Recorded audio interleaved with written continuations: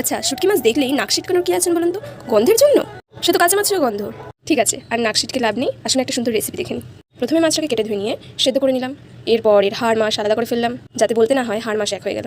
এরপর কষ্ট করে গায়ের জল লাগিয়ে শিলনোড়ায় সুন্দর করে বেটে ফেললাম। রাতে তেল দিয়েই পেঁয়াজ ভালো করে ভেজে নিয়ে তার মধ্যে দিয়ে দিলাম রসুন বাটা। এমন সময় এলোমেলো কোথা থেকে বাতাস এলো। কাবাটা শিলে বাটার জন্য রসুন আমার লঙ্কা বাটা হয়ে গেছে। আমি শিলনোড়ায় বাটা মশলা বেশি পছন্দ করি, মিক্সির থেকে অনেক ভালো হয়। এরপর এক এক করে দিয়ে দিয়েছিলাম লঙ্কা বাটা, তারপরে দিয়েছিলাম অল্প জিরে বাটা, এরপর দিয়েছিলাম অল্প আদা বাটা। এর মধ্যে একটু নুন আর হলুদ দিতে ভুলবেন না, যেটা আমি আর দেখাইনি। এরপর মশলাটাকে ভালো করে নেড়ে চেড়ে নিয়ে কিছুক্ষণ কষানোর পর তার মধ্যে অল্প সামান্য জল দিয়ে দিয়েছিলাম। জল দেওয়ার পর মশলাটা যখন একটু ফুটে ফুটে গেছে, তখন তার মধ্যে আমি ছেড়ে দিয়েছিলাম সেই বাটা মাছটা দিয়ে ভালো করে মাছটাকে সেই মশলার সাথে মাখিয়ে মাখিয়ে নিলাম।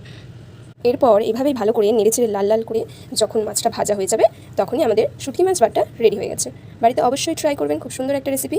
ভিডিওটা ভালো লাগলে লাইক আর কমেন্ট করতে ভুলবেন না। Thank you. ভিডিও দেখতে চাই।